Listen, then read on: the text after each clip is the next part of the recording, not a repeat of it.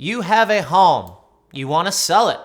What in the world do you do? Hey everyone, welcome to my channel. My name is Jim Morris with Jim Morris Real Estate, based here in Nashville, Tennessee. Let's dive into the 15 steps to sell your home here in Nashville. We're also gonna include a secret 16th step that not many sellers consider. The first step is one of the most crucial steps to start the process. Meet with your real estate agent. You should interview at least 2 realtors, but Jim, you're a real estate agent and you're recommending that potential new clients meet with another realtor as well? Yes, 100%. This is a massive sale, typically the most expensive item you will sell in your entire life. You should ensure that you compare realtors and find the right fit for you. Make sure you understand exactly what your realtor is offering and that it fits all your needs. When you meet with your realtor about selling your house, you want to ask them about the following things. What is their process? What's their style of negotiation? Some of their success stories. How many transactions they've done in the last year? Style of communication, what price point they mostly operate in, what tools they use and will use to market your home for sale. Do they belong to any associations or groups that will be sharing the home prior to it going on the market? You also want to make sure they will be honest with you and shoot you straight on what your home is actually worth and the timeline in which it will sell. Oftentimes, sellers choose a realtor who will list their home at the highest price. This can be problematic because if the home doesn't sell, you're going to have to drop the price. When you continually drop that price, lowball offers come in, causing you to sell the home lower than true value, or in the worst case, you don't sell the home at all. Now we come to step 2, preparing your home to be sold. So you've decided you're selling your home. You found your realtor. One of the most important things in the selling process is making sure it's in great condition. During this step, we want to make sure the home is clean, as if you are preparing for a dinner party every single night to make sure we present that home at its absolute best. Cleanliness is super important to prepare your home to be sold. We don't want the home to have any gross odors within the house, but also we don't want strong scents of air fresheners. This may cause buyers to think you're covering something up due to the intense smell of fresh linen from the air fresheners you put in every single outlet. Aside from scents, decluttering and removing any trash or debris is also a key in the presentation of your home in order for it to sell at its top value. Keep in mind, location, price, and condition are what sell homes. You obviously can't change your location. The price should have already been discussed with your realtor, and they should have told you honestly. Now we want to make sure that condition reflects the price chosen. Your realtor will walk the home with you. They will look at every fine, minute detail and ask you several questions about the home and review anything that may be wrong with that house and ensure we have a solution. It's imperative that you disclose any issues up front about the home.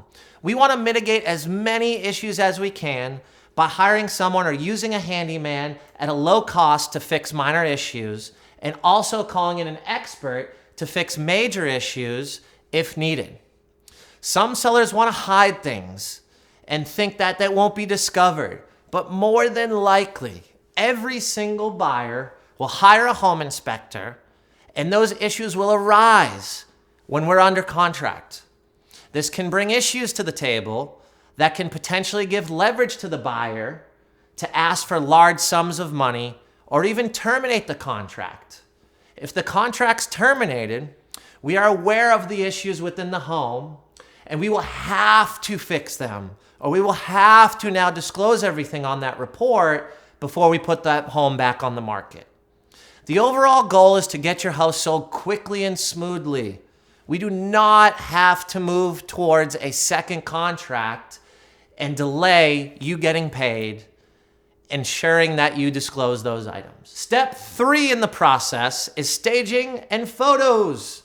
If your home is vacant, we will want to stage it and give the potential buyer the feel of what it may look like when they move in. If your home is occupied, we want to do a walkthrough in which we remove any personal items. We take down any family photos, declutter kitchen countertops, and move large, bulky furniture out of the home in order to show the amount of space available within each room. We also want to make sure the grass is cut and the outside landscape is properly positioned, because it's the first impression, and I'm sure you all know, first impressions matter. Someone decides to buy that home within 5 seconds of being in that home. This is something that homeowners forget about because they're focused on the inside of the home, but it's extremely important in the successful sale of your house to ensure everything looks the best. Additionally, we don't want to forget to make sure trash barrels are hidden. The home has been power washed recently, and all the dog and kids' toys are put away. Once we have the home looking its best, your realtor will then schedule the professional photographer and be on site when they take photos. Yes, your realtor needs to be on site when those photos are taken. This is because your realtor sees hundreds and hundreds of homes a week and knows what catches individual buyers' eyes and how to position your home for top dollar. They should be guiding the photographer based on positioning of things, color schemes, natural light opportunities. Now that we have prepared your home and have gotten the photos done, step 4 is getting your listing live. Your realtor will set up the for sale yard sign out front and provide a key box for showing access, typically on the front door. This key box to the front door should be a realtor's Bluetooth key box, not a combination key box.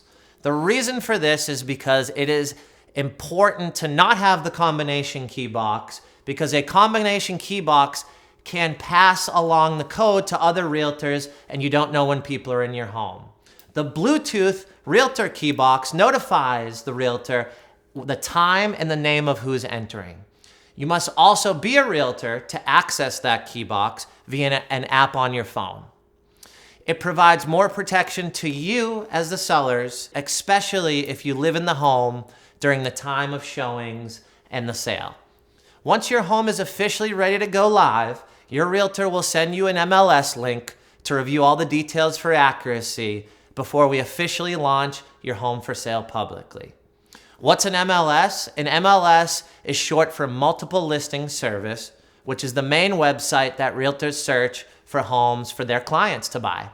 This site then feeds into auxiliary sites such as Zillow and Trulia and Realtor.com.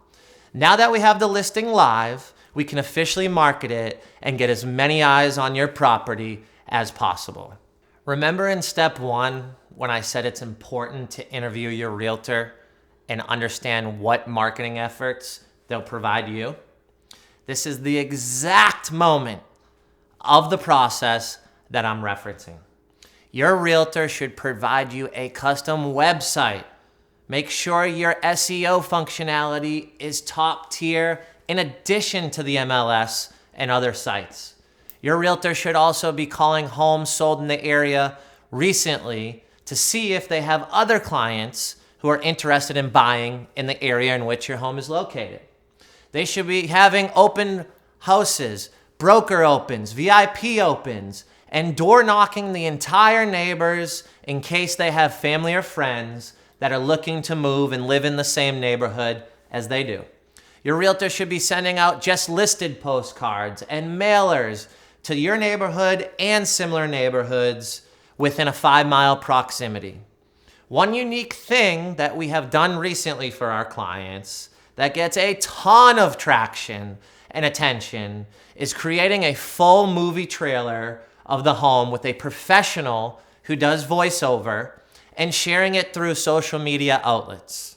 That has caused some great traction and gets the attention of home buyers and also those who aren't in the market to buy a home, but they'll share it with friends and family who may be in the market to buy.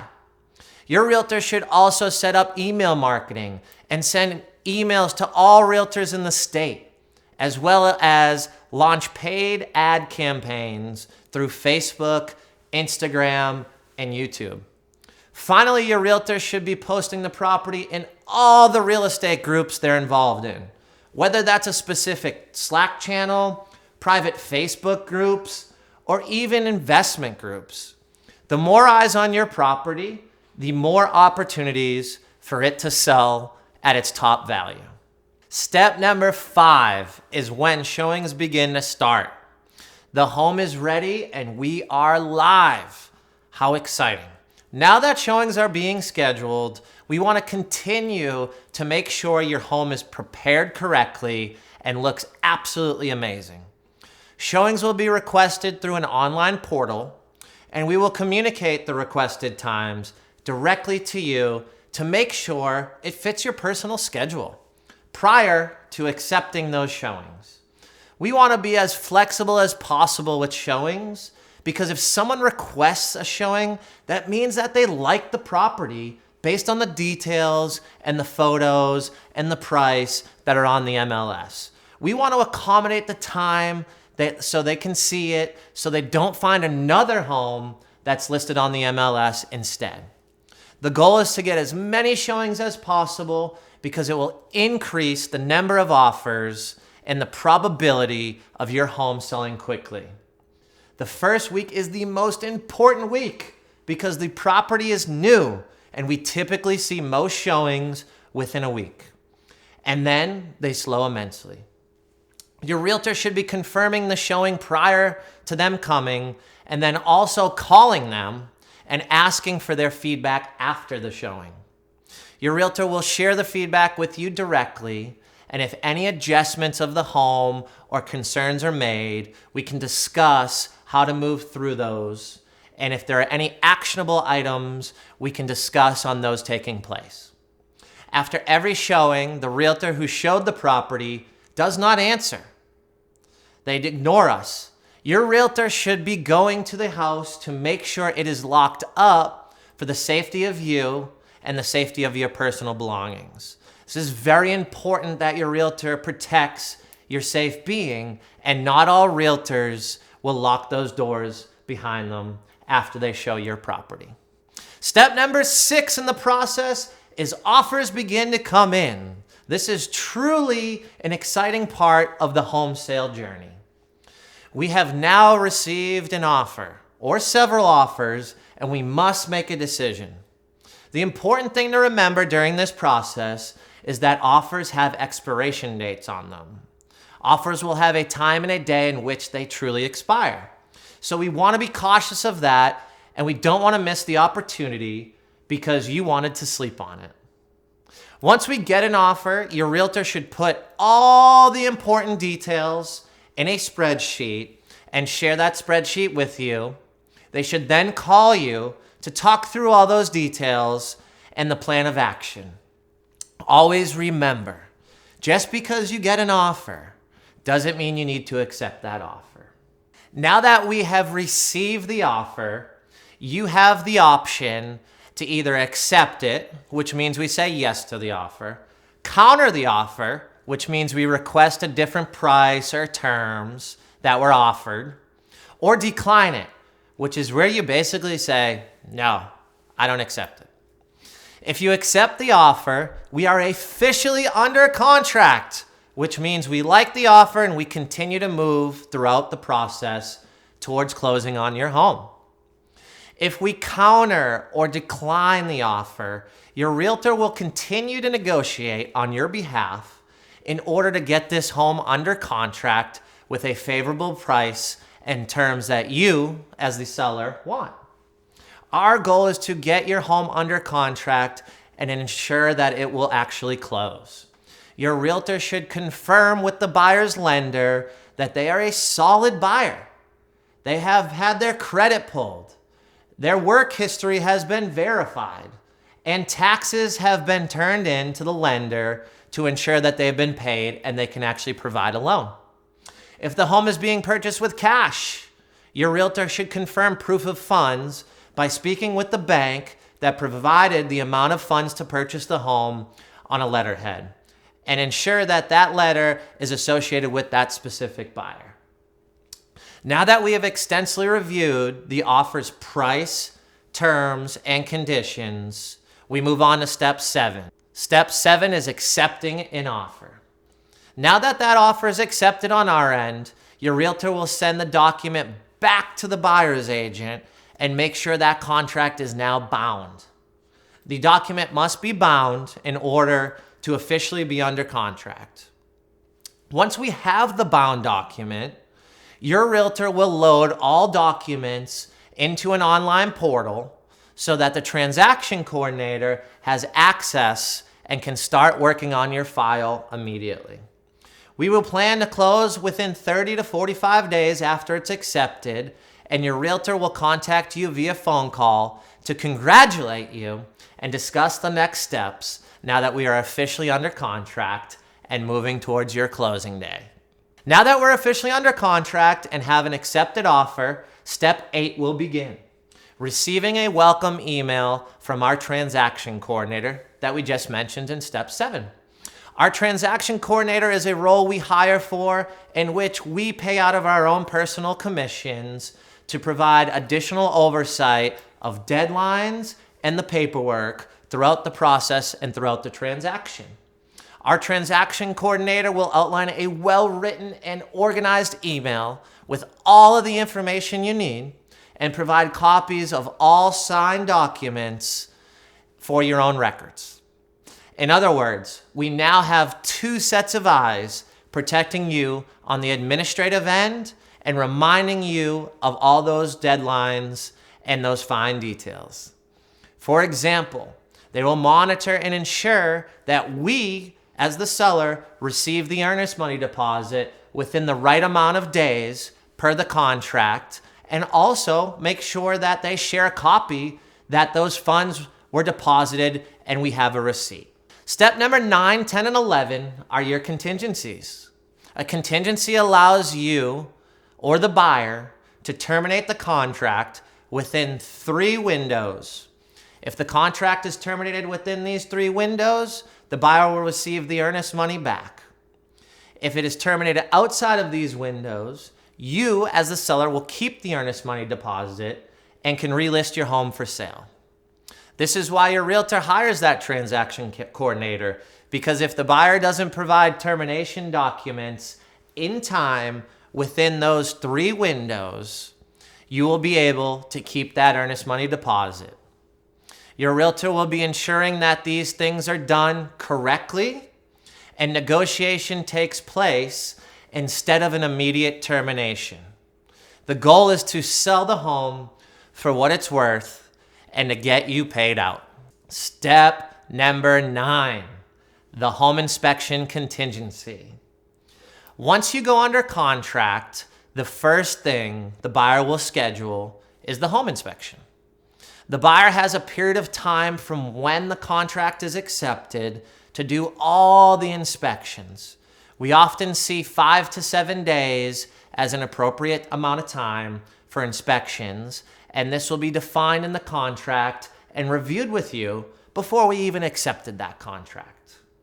Once the buyer has the inspection scheduled, we will inform you of when it is, so you won't be interrupted and can be out of the home during that time.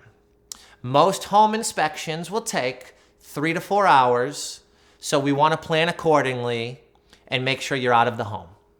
Oftentimes, buyers want to hire specialists for the home to dive deeper into certain areas in addition to the general home inspection.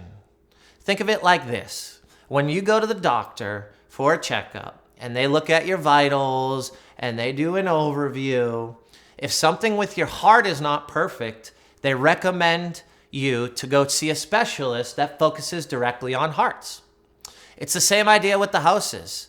If that is the situation for your home sale, then we will coordinate with the buyer's agent and make sure that those specific inspections are set up. The buyer then decides to purchase the home as is, or they submit a repair replacement proposal. This is where they ask us to fix items within the home, or they ask us for a dollar amount credit in order to fix them themselves. Once we receive this proposal, we now typically have 3 days to negotiate with the buyer's agent. This is called the resolution period. Once we come to a fair conclusion of negotiations, we then sign an amendment with the new terms and we move past the inspection period. If we can't agree, the contract may be terminated. Now that we've moved past the inspection phase and negotiated repairs, we are now at step number 10, the appraisal contingency.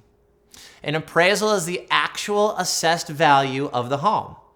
When getting a loan, the bank needs to make sure that the home is worth what you are purchasing it for, and they send out an appraiser. An appraiser is one professional's opinion of value. We want to make sure the appraiser has all the information and all the upgrades to the home that you're selling. So we, as the agent, work with the listing agent to provide this information as well as a comparative market analysis. A comparative market analysis is when you compare pricing, size, condition, and location to homes that have recently sold. Once we get that appraisal back, one of 3 things happen. The home appraises at purchase price, above the purchase price, or below the purchase price. If the home appraises at the purchase price or higher, then the buyer is good to move on to the next contingency. If the home appraises below the purchase price, we now have 3 days to negotiate what that home is going to be sold for. The listing agent, like myself, wants to get that initial purchase price, and the buyer's agent is looking for that appraised value. Either party can terminate the contract at this point as well if we cannot come to a resolution on price due to that appraisal being lower than the purchase price. Step number 11 is the final contingency that protects the buyer. This is the financial contingency, which means if the buyer loses their job or they have a major change financially where they cannot purchase the home anymore, then they can provide us, as the sellers, a denial letter, but it has to come from their lender. And if that's the case, we do actually have to give them back their earnest money deposit. This contingency stays with the buyer through closing day, unfortunately. Steps 12 through 15 are the last steps before closing on your home and typically done the last week before closing. Step number 12 is the scheduled 1 week out phone call from your closing day. This is where we prepare the home for sale and start the transition of you moving out of the home. We want to do a final clean. We want to have all the junk removed. We want to make sure we change over utilities so you're not paying for them for the new buyer. We also want to schedule a final walkthrough so we are preparing to sell the home in an appropriate condition and have no issues on closing day when the buyer does their final walkthrough. Step number 13. This is the review of the final numbers from the title company. Show me the money. The title company will send your realtor an ALTA for review. This is the document that shows the debits and the credits for you, the seller, as well as the buyer. Once your realtor has reviewed it, it will be sent directly to you for your final review. This will be the first document you receive when you sit down and sign those papers to close, so it's important that it's correct. It will also give you an exact number on what your payout for selling your home will be after your fees and the mortgage payoff. If you took out a loan on the home, then that's when you'll have the mortgage payoff. Step number 14 is the final walkthrough. The final walkthrough is scheduled 1 day prior to closing. This is when your realtor and sellers walk the property to make sure nothing has changed since we accepted the contract. We want to make sure that if we accepted a contract where the washer and dryer come with the purchase of the home, that we didn't mistakenly move those out of the home during the moving process. We want to make sure that if you were moving a couch out of the living room, that we didn't chip any paint, which would be new damage to the home, and the buyer's agent would potentially want a credit at closing to fix that. We ultimately do this walkthrough to protect you from any headaches on closing day from an unsatisfied buyer's agent based on the condition of the home after you've moved out officially, prior to closing on the sale of your home. Step number 15 is the last step. Celebration at the closing table. We did the final walkthrough yesterday, and the home is ready to be sold. We now head over to the title company to sign the closing documents. Always, always remember to bring your license, because the title attorney needs to notarize all the documents and ensure the owner is the one selling the home. If your home was purchased through an LLC, you must provide the EIN number and the documents that prove that you are a managing member of the LLC and can sign on the LLC's behalf. Without proper identification, we won't be able to sign with the attorney. You also will want to have your routing and account number on hand. This is so you can get paid. So you can provide that routing and account number to the attorney, and they will release the funds and disperse them into that banking account. We sign documents for roughly 30 minutes, which is about half the amount of documents than when you buy a home. Typically, a few bottles of champagne get popped in celebration, and we congratulate you on selling your home. Not many people will tell you this, but there is a secret called Step 16. Continue your relationship with your realtor. We just sold your home, and most likely you're buying a new home or potentially moving across state or even out of state. That doesn't mean your realtor isn't a resource for all things home related. And if you're moving across state, we can definitely help your friends and family with any needs in town. We also are global realtors, in addition to being local. We have a network of realtors across the United States that we know and trust, and that we can assist you with your next purchase, even if it's 6 states away. Trust us, we have your back through post-closing and are readily available to assist your friends and family in the selling or buying process. We don't just disappear. Hopefully these 16 steps were super helpful in selling your home and understanding the process. I also wanted to let you know that if you're looking to buy a home, check out this video for another 16 steps on the buying process.